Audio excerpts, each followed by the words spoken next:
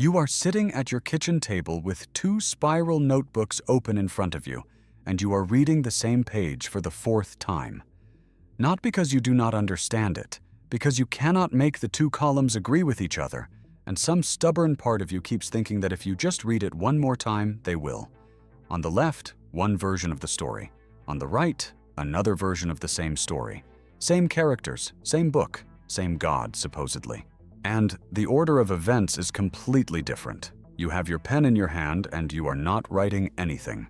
You are just tapping it against the table, slow, like a clock that forgot how to keep time. This is not the first time you have done this. You did it last Tuesday too, and the Tuesday before that. Some nights it is not even about finding an answer anymore. It is about the tapping, about having something to do with your hands while your mind sits in a room it cannot leave. If this is where you live right now, rereading the same passage, cross-referencing the same verses, opening the same tabs on your laptop that you opened last week and the week before, I want you to know I see you, not from a distance, from right up close, because I have worn a groove into my own kitchen table doing exactly this. Before we go further, I want to ask you for something small. If this kind of story is the kind that stays with you after the video ends, if you find yourself thinking about it 3 days later while you are driving somewhere, it is worth subscribing. YouTube only keeps sending this kind of content to people who tell it, one small click at a time, that they want more of it. And I have a lot more of these stories left to tell. Some of them are going to hurt a little going down. That is all right. We will get through them together. Now, here is the thing about being a history teacher for 35 years. You spend your whole career teaching 16-year-olds how to read a primary source. You teach them to ask who wrote this, when did they write it, what did they want you to believe, and what did they leave out. You teach them that if two accounts of the same battle disagree about who arrived first, that disagreement is not a footnote. That disagreement is the whole story. That is where the truth is actually hiding. Not in the parts that match, but in the parts that do not. I taught that lesson every single September for 3.5 decades. I taught it with the Civil War. I taught it with the assassination of Lincoln, where 3 eyewitnesses in the same box at Ford's Theater gave 3 different accounts of what happened in the first 10 seconds. I taught it so many times I could do it in my sleep. Compare the sources. Find where they diverge. That is where the real history lives.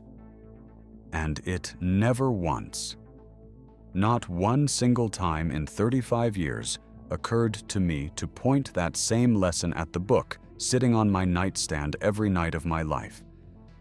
That is not something I am proud of. I am not telling you this so you will think less of me, although you might, and I would understand it if you did. I am telling you because I think a lot of you have done the exact same thing with something in your own life. You have a skill. You have an instinct. You know exactly how to spot when something does not add up. And there is one place, one specific, precious, untouchable place, where you never once turned the light on, because turning the light on there felt like it would cost you something you were not ready to lose. For me, that place was Genesis. I grew up Southern Baptist in East Tennessee, in a town where the church was not a building you visited on Sundays. It was the architecture of the whole week. Wednesday night Bible study, Thursday visitation, Friday choir practice for the ones who sang, Sunday morning, Sunday night. I was a deacon for 22 years. I did not become a deacon because someone talked me into it. I wanted it. I wanted to be the kind of man whose faith you could set your watch by. And I want to be honest about something, because honesty is the only currency I have left that means anything to me now. I did not lose my faith because someone attacked me with an argument I could not answer. Nobody debated me out of it. I lost it slowly, the way you lose feeling in a limb you have been sitting on too long. You do not notice the exact moment it goes numb. You just notice, eventually, that you cannot feel it anymore. and you have no idea how long that has been true. It started after my wife passed. I am not going to spend this whole video on her, because that is not why you are here. But I need you to understand the shape of what was happening in me at that time, because it explains everything that came after. When Ruth died, I did not know what to do with my hands, or my evenings, or the second cup of coffee I still poured out of 40 years of habit before I remembered there was no one to drink it. I started reading the Bible again every night. Not out of obligation, out of hunger. I wanted comfort. I wanted the thing that had held me up my whole life to hold me up one more time, the way it always had. Instead, I found questions I could not close. It started small. A verse here that seemed to describe God one way, and a verse 50 pages later that described him in a way that did not sit right next to the first one. I told myself I was reading too carefully, the way a grieving mind sometimes fixates on details that do not matter. I told myself that for months. Then, at a garage sale 2 streets over from mine, an ordinary Saturday, cardboard boxes on a folding table, a woman selling her late father's books for $1 apiece, I picked up a worn copy of a book by a man named Baruch Spinoza. I did not know who he was.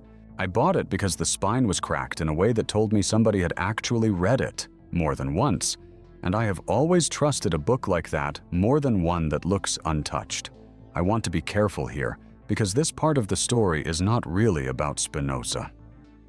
He is not the hero of what happened to me. He was more like a key someone left on a table. I picked it up, and it happened to fit a lock I did not even know was there. What he had written centuries ago, condemned in his own lifetime as blasphemous, was this: that the first 5 books of the Bible, the books I had been told my entire life were written by Moses himself, showed signs, right there in the text, of being written by someone else, someone writing long after Moses was gone. He pointed out something so simple it almost embarrassed me that I had never noticed it. Moses is talked about in the third person throughout those books, and at the very end, the text describes Moses' own death and burial, and says that to this day, no one knows where his grave is. You cannot write your own obituary. You cannot describe your own burial and then note that nobody has ever found your grave. Someone else wrote that, someone writing well after the fact. I sat with that paperback in my hands longer than I want to admit, not because it shocked me all at once, because it was quiet. It did not shout. It just sat there, patient, waiting for me to be ready to look at it. I was not ready. Not that summer. I put the book on a shelf and I did not touch it again for almost a year. But here is the thing about a seed like that. It does not need your permission to grow. It just needs time and a little bit of darkness, and grief gives you plenty of both. Somewhere between that garage sale and the following summer, I started spending my Saturday mornings at the public library instead of at church committee meetings I used to volunteer for. I told myself it was because I had more free time now. That was true, but it was not the whole truth. The whole truth is that some part of me had already decided to go looking for something, and I was not yet honest enough with myself to admit it. I want to slow down here, because this next part is the part I actually came to tell you about, and I do not want to rush past it the way I rushed past it for 50 years of my own life. I was sitting at a long wooden table in the reference section, the kind of table with a green banker's lamp on it that makes everything feel a little more serious than it probably needs to be.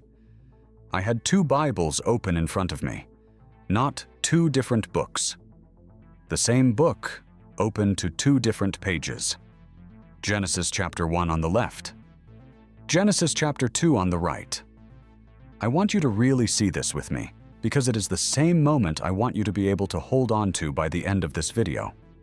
In Genesis chapter 1, God creates in a very specific order: light, sky, land and plants, sun, moon and stars, sea creatures and birds, land animals, and then, last of all, After everything else already exists, he creates man and woman together at the same time as the final act of a completed world. Then you turn the page. Genesis chapter 2 starts over. And in this version, God creates the man first. Before there are any plants in the field, before there is even rain to water the ground. Then God plants a garden for him to live in. Then animals are formed, one at a time, and brought to the man to be named, seemingly in an attempt to find him a companion among them. Only after that, after the animals have already failed to satisfy him, is the woman formed separately from the man's own rib. Plants before people. People before plants. Animals as companions for a lonely man. Animals as the final flourish of a completed creation. Man and woman made together in one breath. Man made alone, and the woman made later and separately as an afterthought to a search that started somewhere else entirely. Both cannot be first. I sat there under that green lamp and I read it 7 times, waiting for it to resolve itself the way an optical illusion resolves itself once you tilt your head the right way. It never resolved. It just sat there, 2 stories, refusing to be one story, no matter how I turned my head. I want to tell you what I felt in that exact moment, because I think some of you already know this feeling and have never heard anyone say it out loud. It was not doubt exactly. It was something closer to vertigo, the specific physical sensation of the floor tilting slightly under a chair you have sat in your entire life. And underneath the vertigo, quieter, was something almost like shame, because I had read Genesis 1 and Genesis 2 more times than I could count. In Sunday school, in sermons, in my own quiet time, alone, every single night for years. And not once, not one single time, had anyone, including me, said out loud that these 2 chapters do not agree with each other. We had all just read past it, smoothed it over without even noticing we were doing it. The way you can drive the same road every day for years and stop seeing the house on the corner, even though it has been there the entire time. I do not know how to say this next part without it sounding harder than I mean it. But I need to say it anyway, because it is true. And I promised myself when I started making these videos that I would tell you the truth, even on the days it costs me something. I felt lied to. Not by God. I want to be precise about that, because it matters. I did not feel betrayed by whatever is actually out there, whatever put the stars where they are. I felt betrayed by every well-meaning person who stood in front of a room and told me this book spoke with one voice, when the truth, sitting right there on the page in plain English, was that it did not. If you have felt this, you know exactly what I am describing.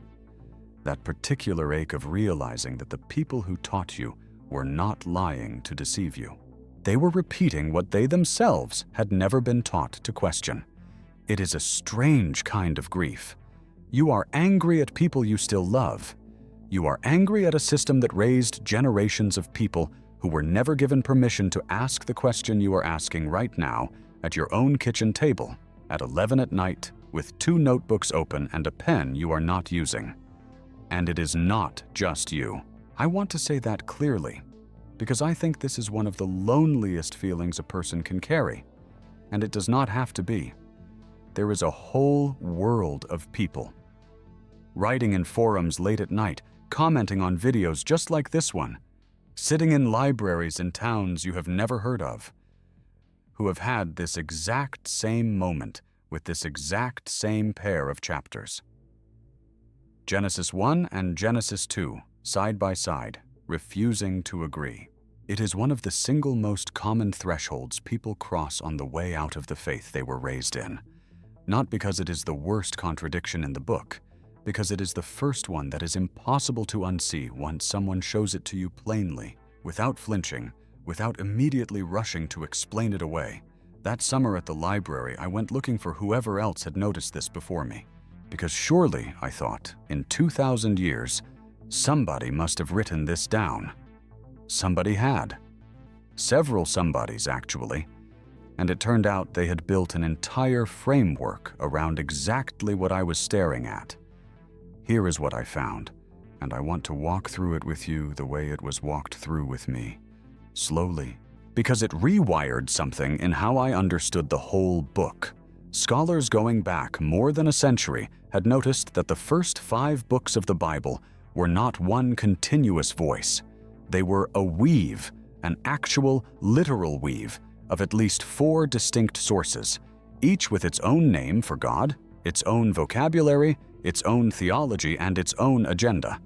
Scholars gave them letters, almost clinically, the way you would label evidence at a crime scene. JED, and PJ stands for the Yahwist, the source that calls God by his personal name, Yahweh, and pictures him close, intimate, almost startlingly human. This is the God who walks in the garden in the cool of the evening, the God who closes the door of the ark with his own hand. This voice, scholars believe, comes from the southern kingdom of Judah, and it is arguably the oldest of the 4. E stands for the Elohist, the source that calls God Elohim and keeps him at a careful distance. In this version, God does not walk among people directly. He speaks through dreams, through angels, through intermediaries. This voice is thought to come from the northern kingdom of Israel, a different place, a different political situation, a different theological instinct about how close a human being is allowed to get to the divine. D stands for the Deuteronomist, the source most scholars connect to a religious reform centuries later, under a king named Josiah, when a law book was reportedly discovered in the temple during renovations, a discovery that conveniently justified a sweeping centralization of worship in one single place. This voice has its own concerns. Obedience, covenant, blessing and curse, laid out like the terms of a contract, and P stands for the priestly source. The most distant voice of all, writing likely during or after the Israelites' exile in Babylon, when the temple itself had been destroyed, and the whole system of sacrifice and law needed to be preserved on paper because it could no longer be preserved in stone.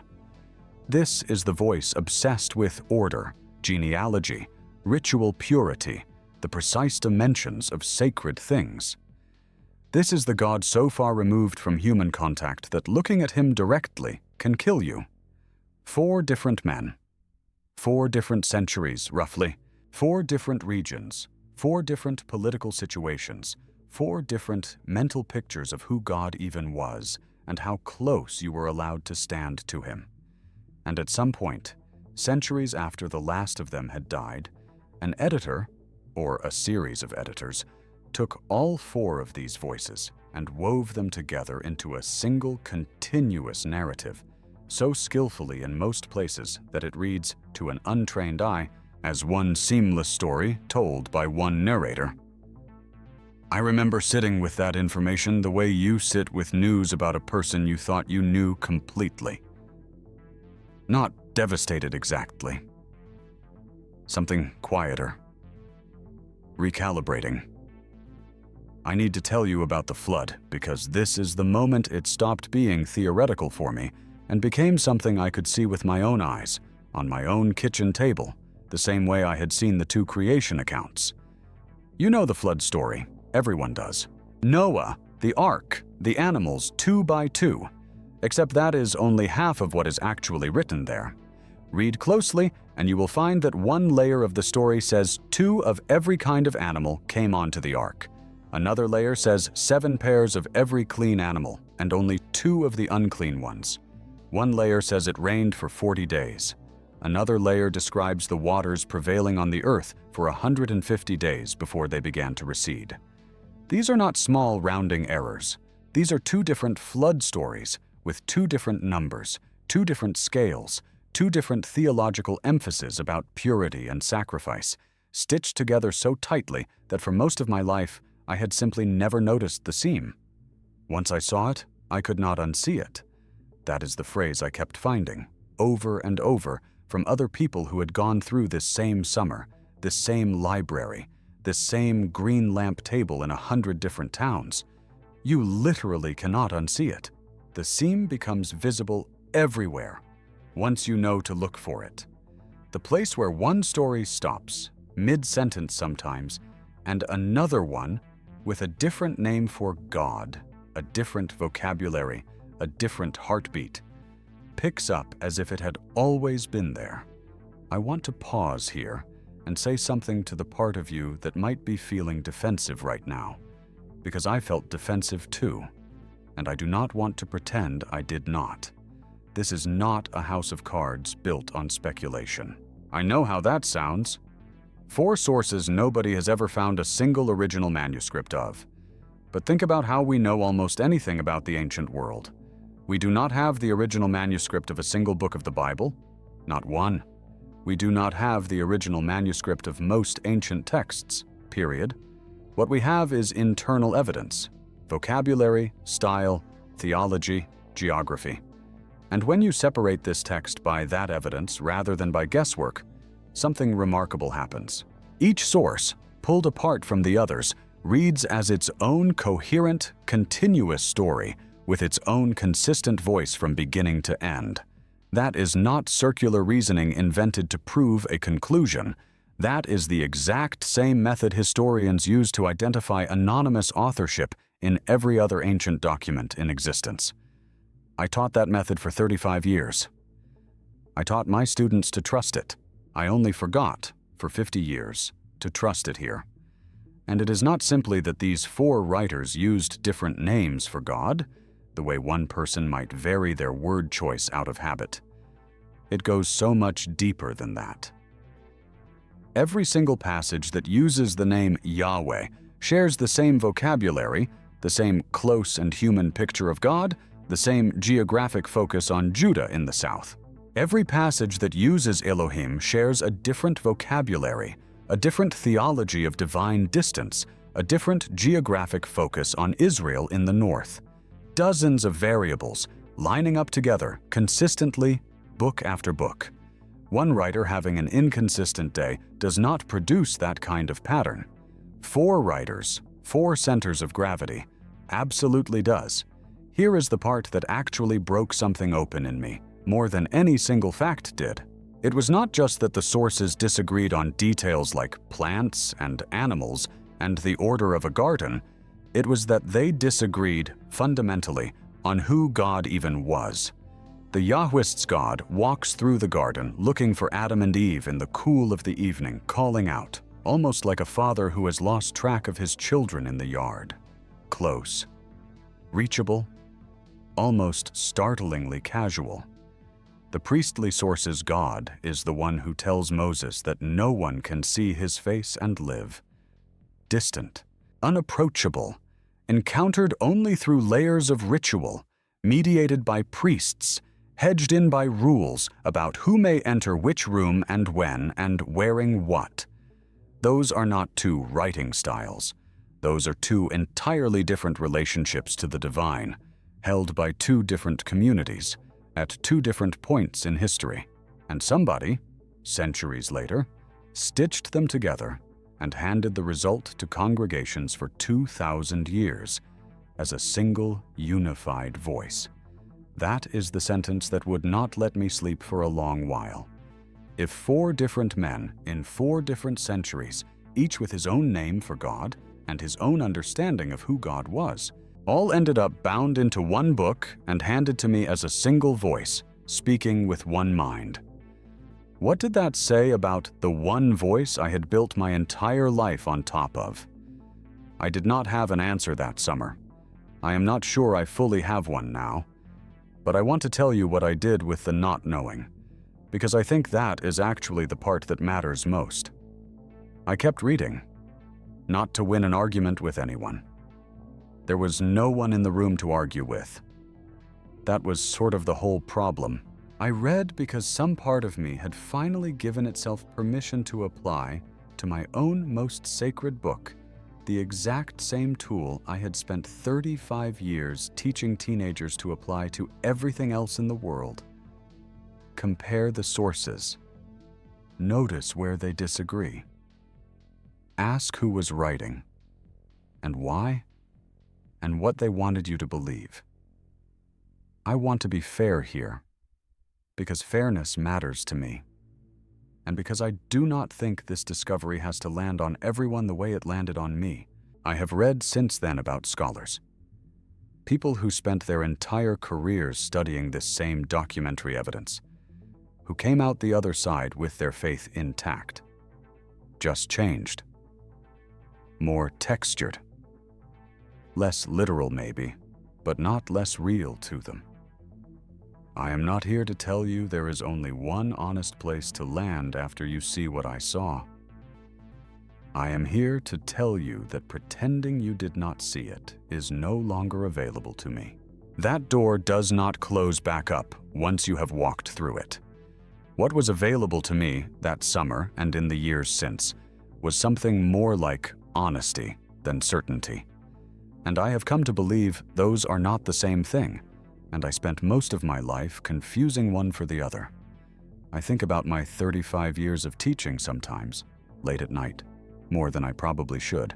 35 years standing in front of a classroom telling 16-year-olds, when two accounts disagree, that disagreement is not a flaw in the record. It is the record. It is where the real history is hiding, underneath the version everyone agreed to tell out loud. I said that sentence so many times I stopped hearing it. And it never once occurred to me, not for one single year of those 35, to turn that same sentence toward the book on my own nightstand. I do not say that to torture myself with it anymore. For a long time I did. Now I mostly just sit with it the way you sit with an old photograph of yourself, at an age when you did not yet know what you know now. Not ashamed of that man, just aware of the distance between him and me. Let's go back for a second to that kitchen table, tapping a pen against wood, two spiral notebooks open, not writing anything. That was not really about the notebooks. It was never about the notebooks. It was about the part of me that already suspected the two columns were never going to agree, and kept reading anyway, because as long as I was still reading, I had not yet had to decide what to do with what I already knew. The tapping was not restlessness. It was a kind of prayer, if I am honest. The last one I did not have the words for yet. A body trying to hold still long enough for the mind to catch up to something it had already quietly accepted. I know now what that feeling was, the one that made me reread the same page 4 times without writing a word. It was not confusion. Confusion is what it feels like before you know. What I had sitting there was recognition arriving faster than I was ready to receive it. My hands were busy, so my heart would not have to be.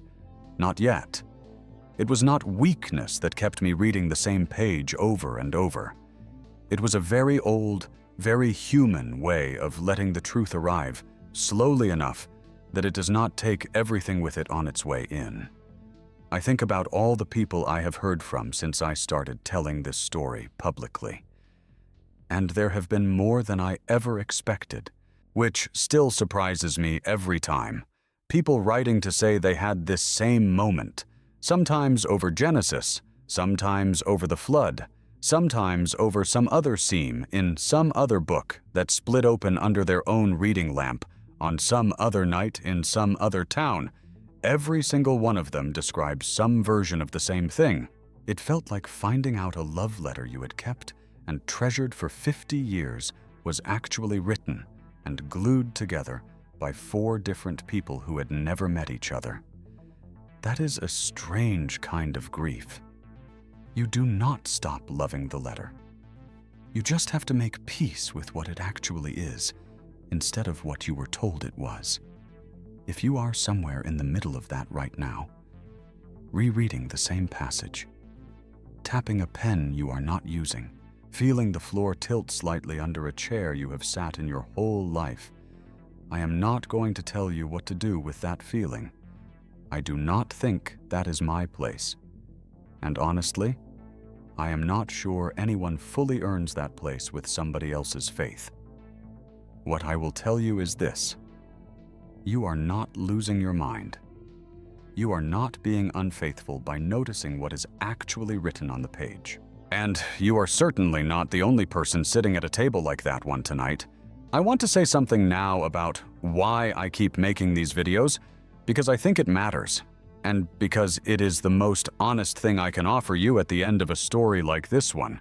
What I got from Genesis 1 and Genesis 2 was not a weapon. It was not something I picked up to win arguments at Thanksgiving, though I will admit I have used it that way once or twice, in moments I am not especially proud of. What it actually gave me, underneath everything else, was company. The strange, late-arriving comfort of learning that the discomfort I felt was not a personal failure of faith.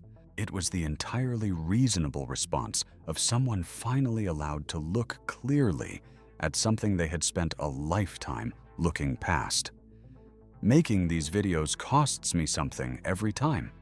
Not money, time, and a kind of emotional excavation that does not get easier just because I have done it before.